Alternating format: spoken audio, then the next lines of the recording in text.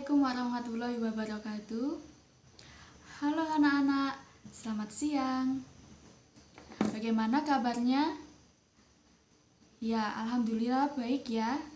Tetap semangat walaupun dalam keadaan pandemi saat ini, tetap jaga kesehatan dan jangan lupa patuhi protokol kesehatan. Oh ya, tadi kalian sudah mengisi absensi di Google Classroom yang sudah Ibu kirim di WhatsApp group? Sudah ya? Nah, untuk mengawali pembelajaran hari ini, alangkah kita berdoa terlebih dahulu. Berdoa, mulai.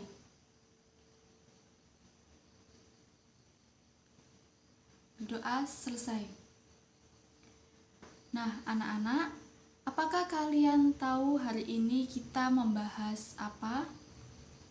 Ya, hari ini kita akan membahas tentang materi buku pengayaan atau disebut dengan buku non-fiksi. Untuk itu, sebelum Ibu menjelaskan, Ibu akan membacakan KIKD dan indikator dan tujuan pembelajaran hari ini ya anak-anak. Mohon disimak dan diperhatikan PPT yang sudah Ibu tampilkan.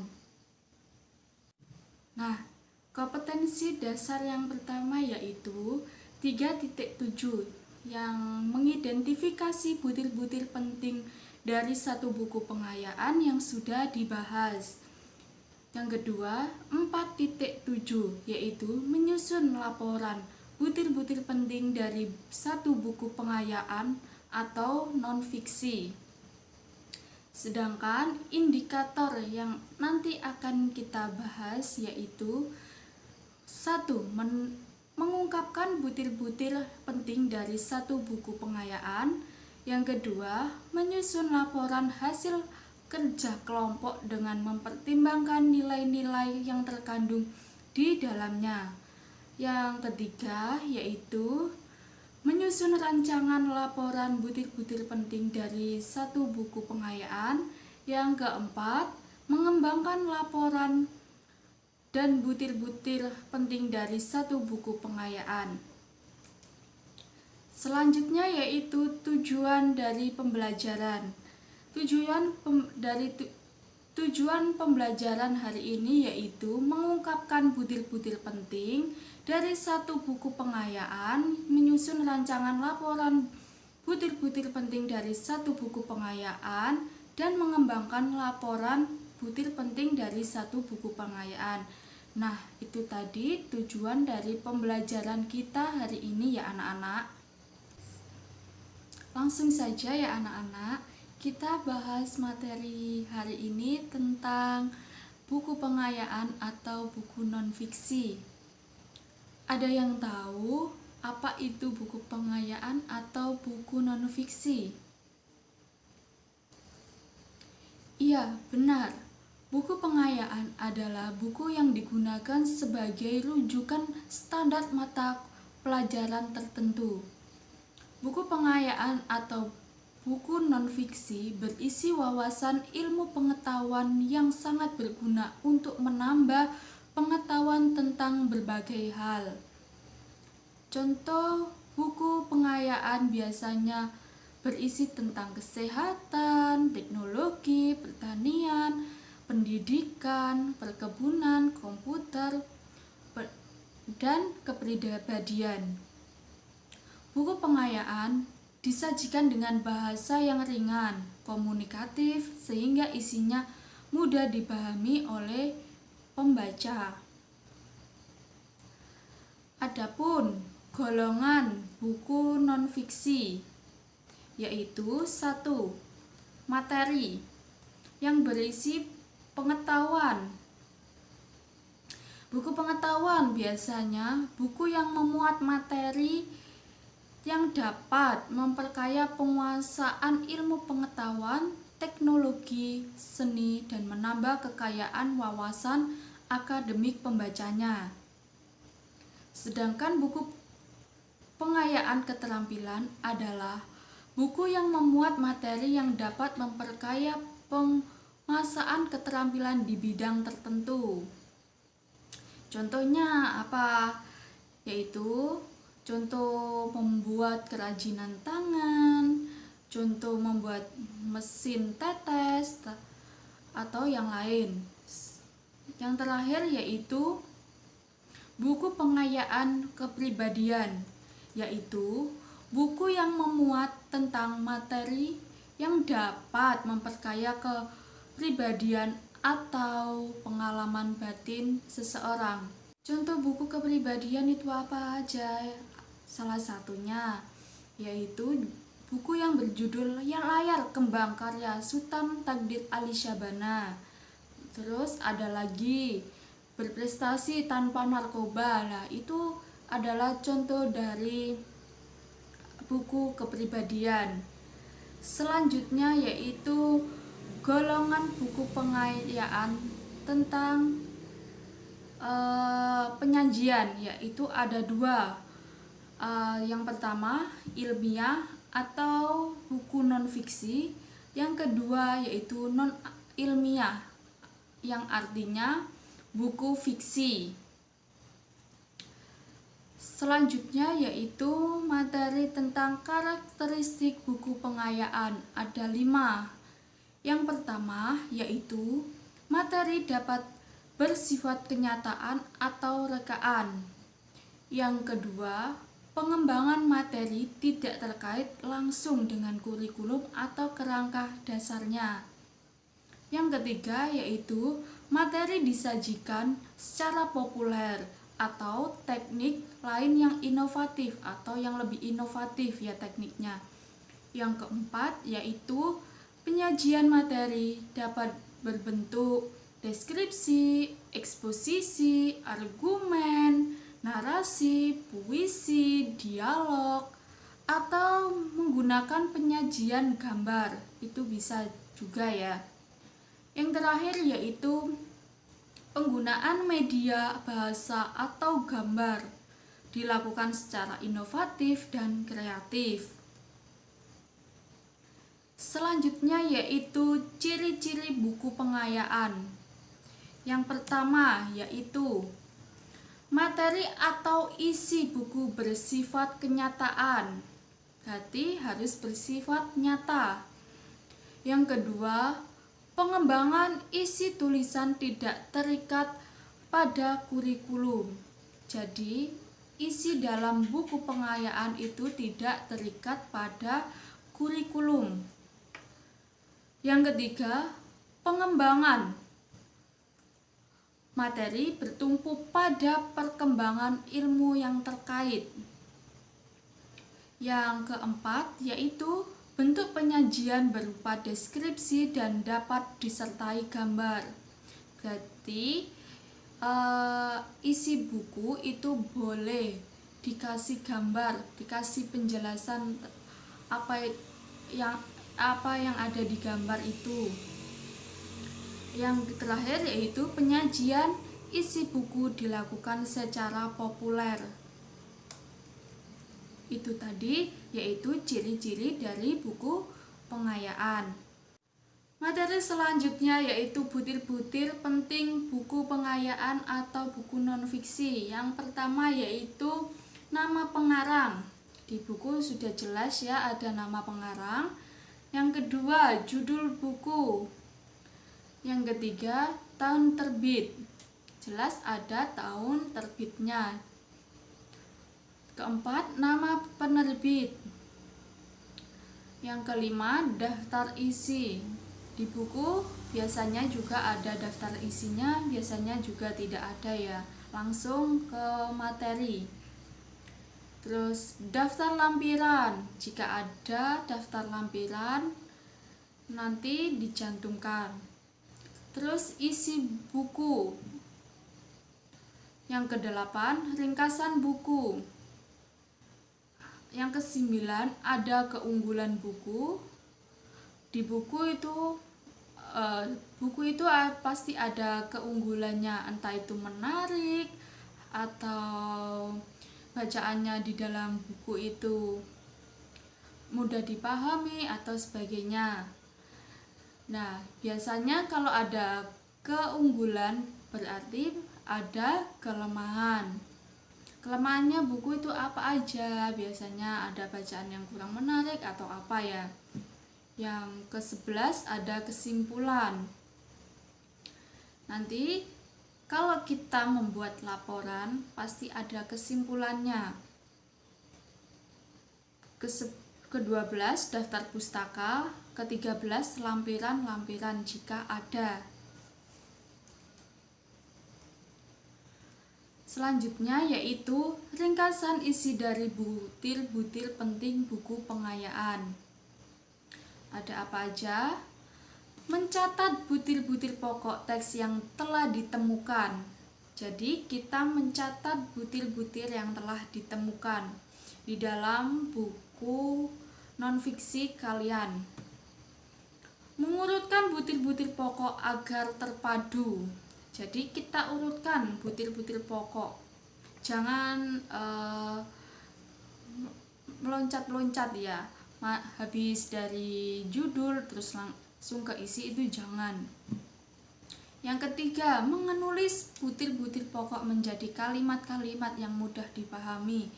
Jadi kita menulis butir-butir pokok itu dengan singkat, dengan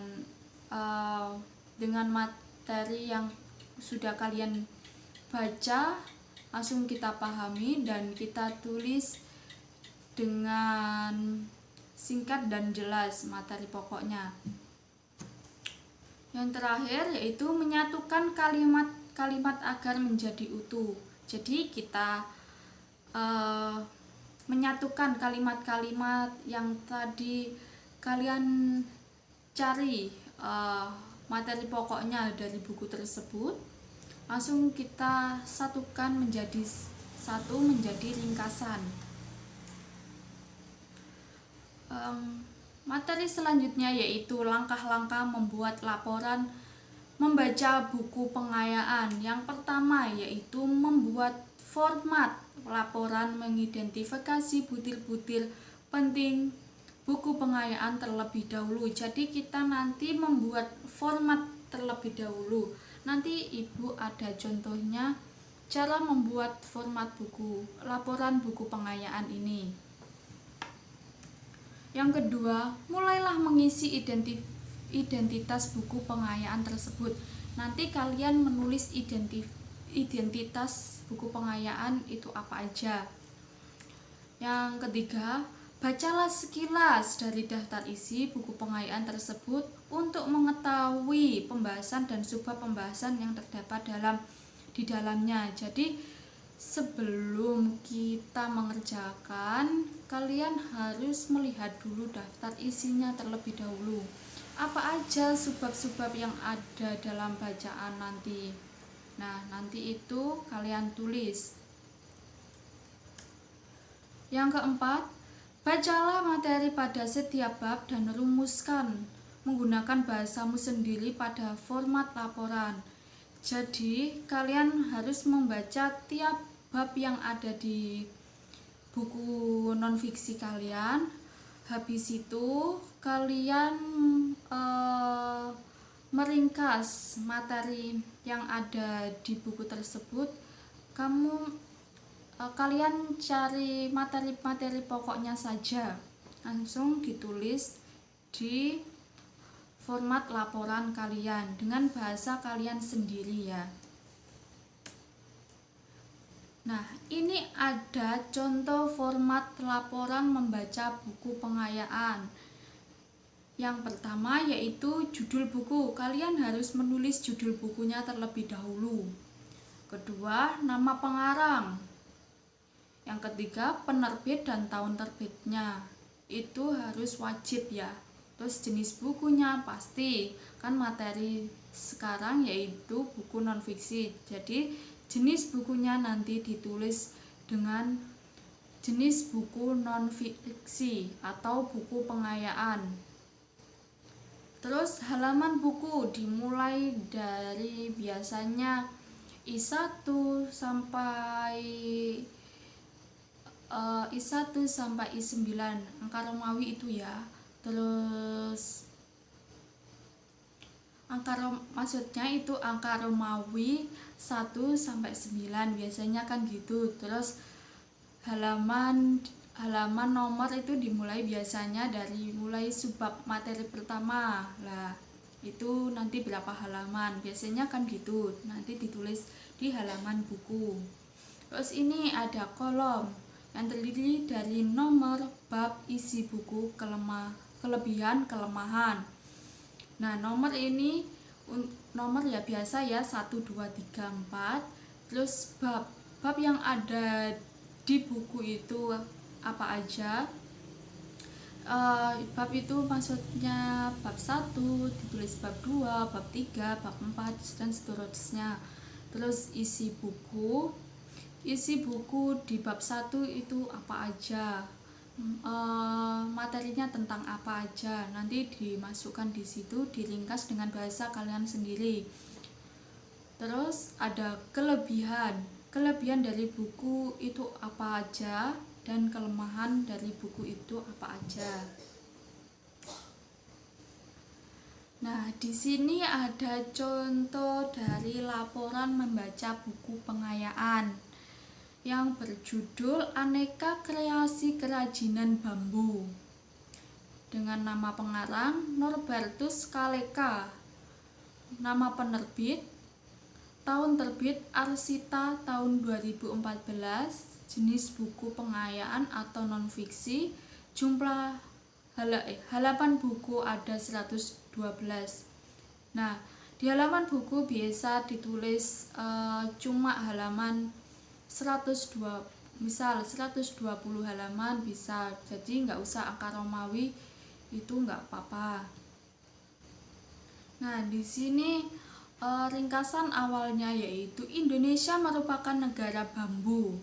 Hampir 18% bambu yang tumbuh di Asia Tenggara terdapat di Indonesia. Sebab itu negara kita bisa dikatakan dengan negara bambu.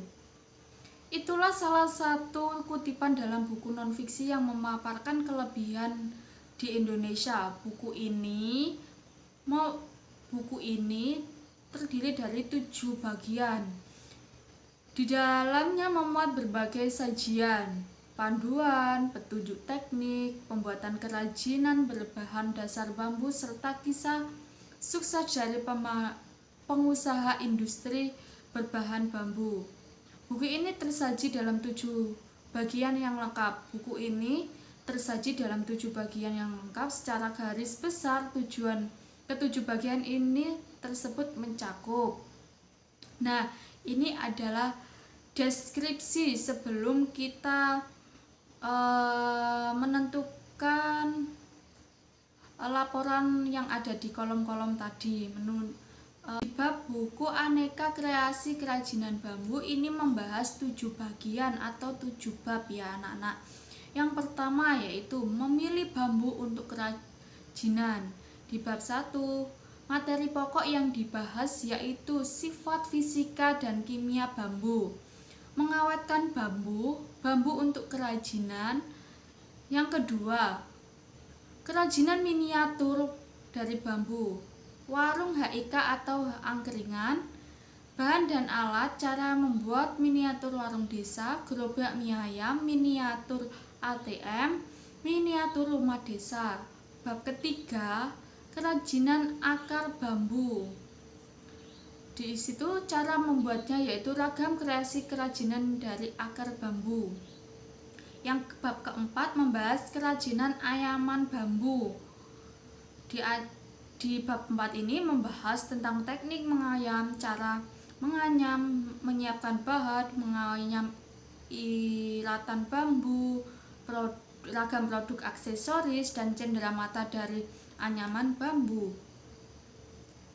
Terus bab ke-5 ada kerajinan mainan bambu. Ada etek-etek, saruling bambu, gasing dan nawolo. Yang keenam, ekonomi bambu, membangkitkan rakyat, kelayakan usaha, kebutuhan bahan, kebutuhan alat, biaya pembuatan miniatur, keuntungan. Dan bab yang terakhir yaitu bab 7. Pelaku usaha kerajinan miniatur bambu. Kerajinan akar bambu, perajin akar bambu, perajin anyaman bambu, perajin mainan bambu oleh Supianto Suroso. Nah, di sini ada kelebihan. Kita balik lagi ke slide sebelumnya. Kelebihan dari buku Aneka Kerajinan Bambu ini, buku berjudul Aneka Kerajinan Bambu oleh Narbetus Kaleka ini disajikan dengan menarik, sederhana ya, dan sistematis. Tampilan dari cover buku sangat menarik dan indah. Hampir tidak ada kesalahan ejaan dan tata bahasa dalam buku ini.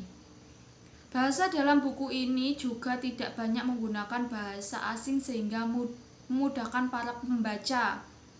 Buku ini sangat lengkap isinya dengan teknik pemandu dengan langkah-langkah yang jelas disertai sistematis, disertai dengan gambar full color, sehingga menjadikan buku ini semakin menarik dan pembaca betul-betul jelas. Terus kelebihannya lagi, setiap buku itu disajikan secara runtut sesuai tahap sehingga pembaca semakin tertarik mengkaji lebih dalam isinya. Bagian ke-6 disajikan fakta dan data tentang langkah-langkah membuat kerajinan bambu menjadi kegiatan ekonomi sebagai peluang usaha. Di bagian 7 disajikan fakta tentang pengusaha kerajinan bambu yang telah berhasil. Terus kelebihannya ada lagi, secara keseluruhan buku ini sangat layak dan sesuai untuk digunakan berbagai kalangan dari pelajar, mahasiswa, dan umum yang tertarik dengan kerajinan berbahan dasar bambu. Buku ini dapat direkomendasikan untuk digunakan sebagai bahan pengayaan bagi pelajar karena disajikan secara sederhana, menarik, runtut, dan lengkap.